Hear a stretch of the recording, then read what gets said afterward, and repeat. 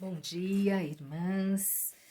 Estamos aqui na classe das Mulheres Adoradoras. Estamos estudando o livro de Filipenses, né? E hoje vamos encerrar refletindo no capítulo 4 de Filipenses. É um livro muito lindo, fala muito sobre a alegria, né? A palavra alegria é utilizado por mais vezes nesse livro de Filipenses do que em outros livros da Bíblia. Então, que a gente possa realmente refletir sobre esse livro e praticá-lo, né? Colocar na nossa vida, no dia a dia. Então, vamos orar para nós iniciarmos. Pai amado, eu quero agradecer porque até aqui o Senhor tem nos ajudado, o Senhor tem nos dado forças para continuar, mesmo diante das situações difíceis. E é como eu vejo a vida de Paulo, meu Deus, mesmo na prisão, ele tendo um coração grato, ele exortando os irmãos e dizendo para que tenham fé e que andem realmente na presença do Senhor. E é isso que eu peço para a minha vida e para a vida das minhas irmãs. Amém. Paulo inicia a carta demonstrando que esses irmãos de Filipos eram a sua alegria, né? Ele fala que é a sua alegria e a sua coroa, que ele tem muita gratidão por esses irmãos. E ele encerra no capítulo 1, né, Filipenses 4, capítulo 1, nesse capítulo ele encerra com a expressão amados, né? O apóstolo Paulo ama de fato esse povo, ele ama o pessoal de Filipos, né, os irmãos de Filipos. E este é um dos segredos de sua eficiência na obra do Senhor. O amor, ele transforma, o amor cura. E Paulo, quando ele demonstra esse amor pelos irmãos de Filipos, isso faz com que a sua obra, né, mesmo ele estando na prisão, os irmãos estando em Filipos, e ele demonstrando esse amor faz toda a diferença. Isso é para as nossas vidas, né? Naquilo que nós fazemos, né? Como nós tratamos o nosso irmão, né? Como somos no nosso trabalho, né? Como nos comportamos na nossa casa, que eu digo que a nossa casa é a primeira escola, né? Primeiro local onde nós somos moldados para muitas coisas.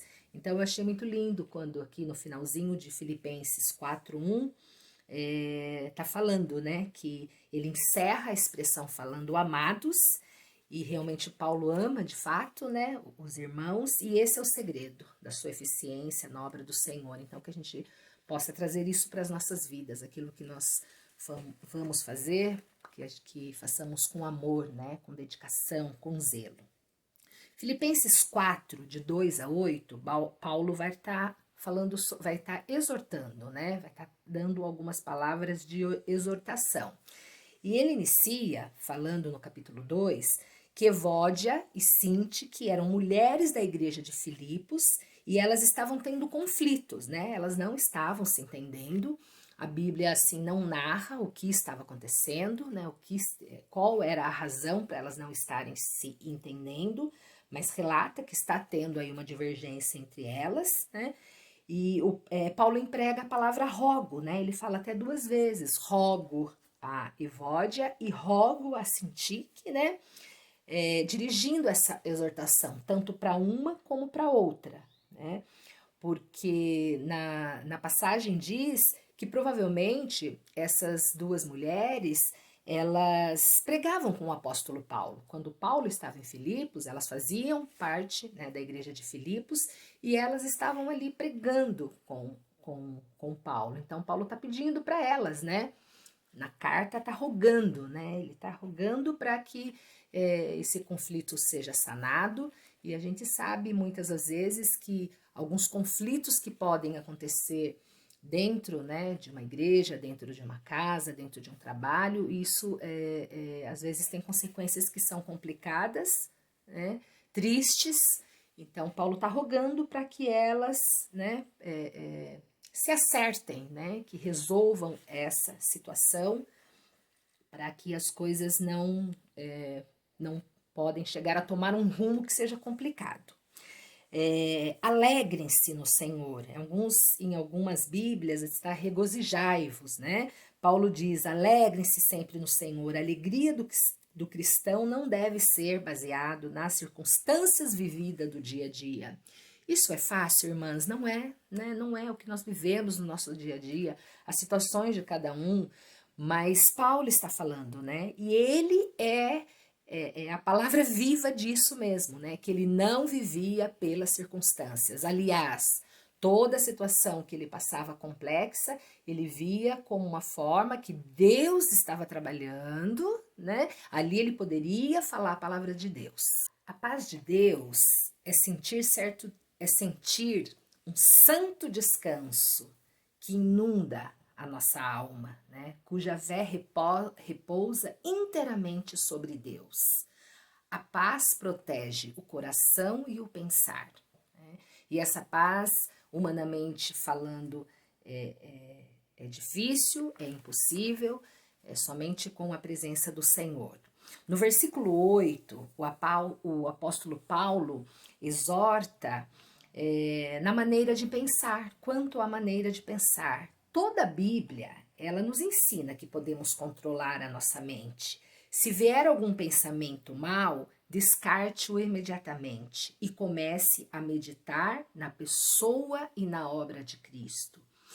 Porque é muito interessante, porque é muito bom, porque é muito saudável e eu digo porque é vital, né? Nós lermos a Bíblia, embutirmos versículos na nossa mente. É justamente isso. Por situações difíceis que venhamos passar, a gente lembra, a gente vai, né, trazendo à nossa mente aquilo que, né, nos dá esperança, trazendo à nossa mente sabendo que hoje podemos estar passando por uma situação difícil, mas nós cremos, né, que está na Bíblia e tem vários versículos. O choro pode durar uma noite, mas vem alegria pela manhã. Dentro da psicologia, a gente fala sobre a substituição, né, dos pensamentos. Se eu penso algo que não é bom, eu vou substituir isso por algo que, né, seja bom. Então, isso vai fazer toda a diferença. E no versículo 8, Paulo fala justamente sobre isso, quanto à maneira de pensar. Estamos passando por momentos tão difíceis, né? Essa pandemia, essa Covid, perdendo irmãos que amamos, né? São tantas situações. Então, se nós não policiarmos, se nós não entregarmos a nossa mente, né, a Cristo, tem uma possibilidade muito grande de nós não ficarmos bem, e daí vem tantas coisas, né, depressão, tantas outras situações que são bem complicadas. Então, Paulo exorta quanto à nossa maneira de pensar. Filipenses 4, de 10 a 20, ele fala para os irmãos em forma de agradecimento, né, ele agradece aos irmãos sobre as ofertas que ele foi recebendo. Então, o apóstolo ele fala do seu relacionamento com a igreja de Filipos, que diz respeito à ajuda financeira que ele havia recebido deles. Ele havia aprendido a viver contente, qualquer que fosse a situação financeira. Capítulo 10 e 11 de Paulo diz isso, que ele aprendeu a viver contente, independente da situação financeira. E por que isto? Porque isto pode ser usado para as nossas vidas também. Se a minha situação financeira está bem, né, está tranquila, eu estou contente. Se a minha situação financeira não está tão bem, eu não estou contente. Não é assim que devemos viver. Aliás, né, essa situação financeira muitas das vezes não está bem porque é um erro nosso, né, um erro nosso de não sermos organizados a ponto de não ficar tranquila. Mas isso é um outro assunto. Só que Paulo está falando que ele aprendeu, né, a viver contente independente da situação financeira. Em todas essas circunstâncias, o apóstolo Paulo já tinha experimentado, tanto na fartura, como na fome, na abundância, como na escassez, pois o apóstolo Paulo tinha certeza de estar na vontade de Deus. Então, eu penso que algum momento que Paulo estava ali, né, na escassez, né, na situação que era complicada, na falta de alguma coisa, ele falava, não, mas se eu estou aqui, eu tenho certeza que é a vontade de Deus de eu estar aqui nesse momento, então de eu estar passando por isso. E isso é tremendo nas nossas vidas. Porque quando a gente tem essa certeza, né, quando a gente tem essa comunhão e essa intimidade com Deus, mesmo na situação que é difícil, que é complicado, você fala, Deus, mas eu sei que o Senhor está comigo e é a sua vontade. E daí as coisas, o prisma, o olhar, ele se torna diferente. Versículo 13, um versículo muito conhecido, né? Tudo posso naquele que me fortalece. Quando o apóstolo Paulo diz que pode fazer tudo que seja da vontade de Deus, ele aprendeu que quando Deus nos dá uma ordem, ele também nos dá a capacidade. Esse versículo, às vezes, há uma distorção, né? Infelizmente tem uma interpretação equivocada, e as pessoas, né, se Cristo me dá forças, tudo pode fazer. Então, tudo eu faço, né, seja de uma forma errada, mas tudo posso naquele que me fortalece. Não é isso que Paulo está falando, né? Paulo está falando que Cristo dá forças para enfrentar qualquer situação. Filipenses 4, versículo 14 e 15, Paulo agradece, né, quando ele partiu de Macedônia. Nenhuma igreja se associou a ele financeiramente, a não ser os irmãos de Filipos. Isto nos ensina que aquilo que demos aos servos do Senhor é dado ao Senhor e somos abençoados. Isso não é barganha, não é troca, né? Você dar para ser abençoado, não é isso. Mas quando nós abençoamos, somos abençoados. Toda vez que eu penso nisso e que eu falo nisso, eu lembro do nosso querido e amado pastor Walter. Ele falava que Deus não fica devendo nada para ninguém, né? O apóstolo Paulo, ele diz, recebi tudo, ele quer dizer tudo, o que preciso tenho em abundância. Isso significa que ele já não padecia necessidade, ele falava que ele tinha abundância. Então esses irmãos sempre estavam suprindo ele, e ele é grato por isso.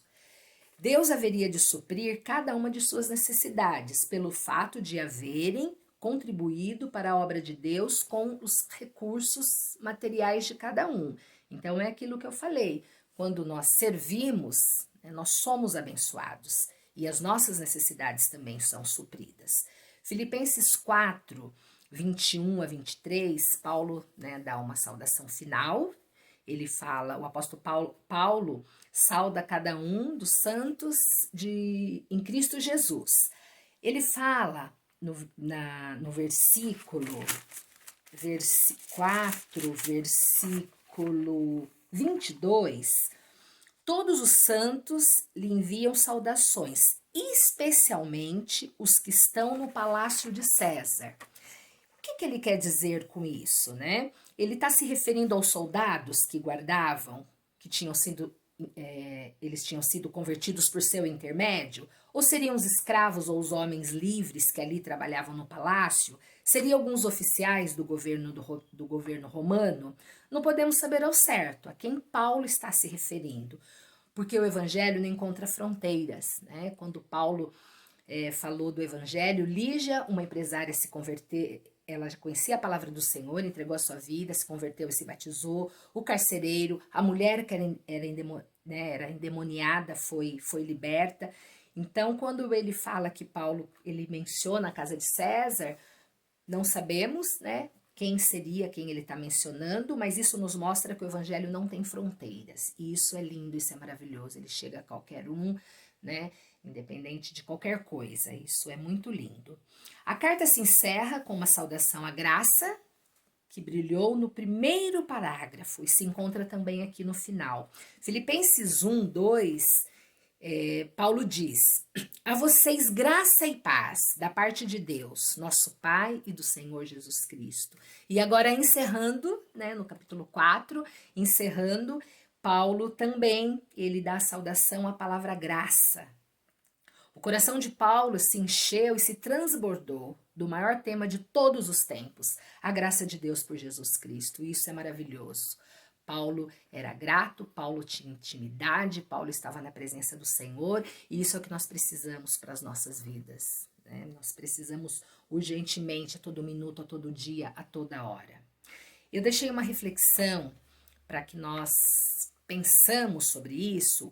O que tem se baseado a nossa alegria, né? Onde nós temos depositado a nossa alegria? Nas coisas ou nas pessoas? Pessoas são mais importantes que coisas. Isso é fato, eu sempre ouço isso, isso é uma grande verdade. Então, aonde está a nossa alegria? Né? Tenho permanecido firme em Deus para a minha completa alegria? Tem alguma coisa que está tirando a minha alegria e isso faz com que eu não permaneça em Deus? Porque são muitas coisas, irmãs, no dia a dia que tiram nossa alegria, que nos trazem preocupações. Né? Estamos nesse mundo, então é isso. Mas eu tenho permanecido em firme em Deus para minha completa alegria? Até que ponto a ansiedade tem influenciado a minha vida, né? Eu estou ansiosa? A palavra presente é uma dádiva de Deus, porque é o presente que nós vivemos ontem. O passado passou, não tem como. E o futuro nós não sabemos como vai ser. E muitas das vezes não vivemos o presente que Deus está nos dando, se preocupando com o futuro que vai acontecer, que não sabemos. O nosso futuro pertence ao Senhor e estão nas mãos do Senhor. Temos que ter essa consciência, essa ciência. Quero encerrar, né, fazendo uma oração para que realmente a gente possa ter essa mente, esse discernimento, aonde Paulo deixa essas palavras para os irmãos de Filipos, né?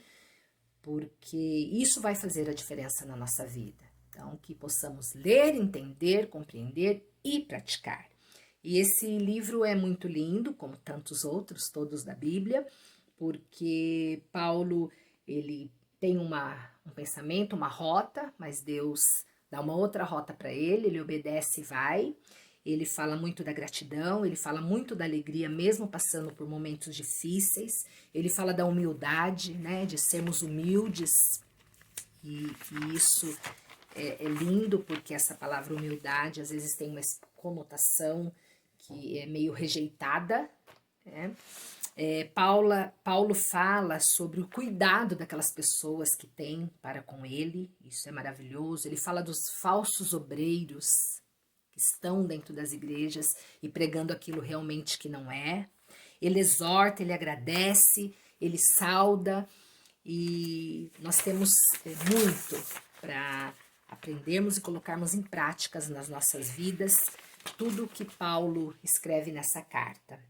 Eu quero encerrar deixando uma oração, e que essa oração seja feita não somente com a nossa boca, mas com a nossa mente, com o nosso coração, para que possamos realmente, né, estarmos nesse mundo, mas sabendo que apesar de todas as dificuldades, de todas as tribulações, de todos os acontecimentos que estamos passando, que vamos passar, Deus está conosco. Deus nos protege, Deus nos guarda, né? Ele tem um propósito para a vida de cada um, para a minha vida e para a vida de cada um.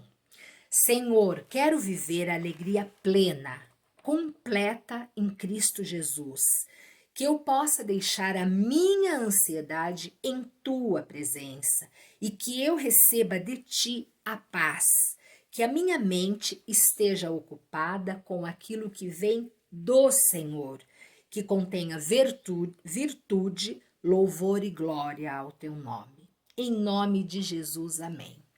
Amém, irmãs.